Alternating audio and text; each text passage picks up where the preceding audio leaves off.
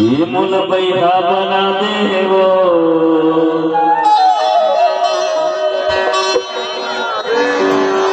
पगला बना देना हाथी डरा देगा काबर पानी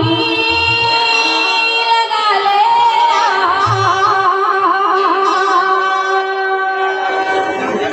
कैसे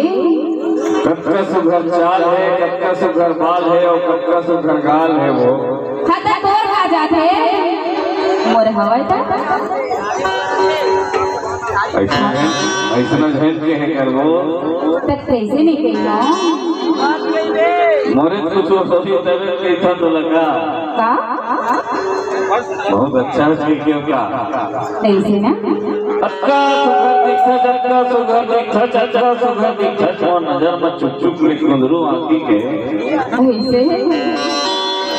हाँ हंसत ना वो का कहाँ है कहाँ कहीं ना बना दे पगला बना दे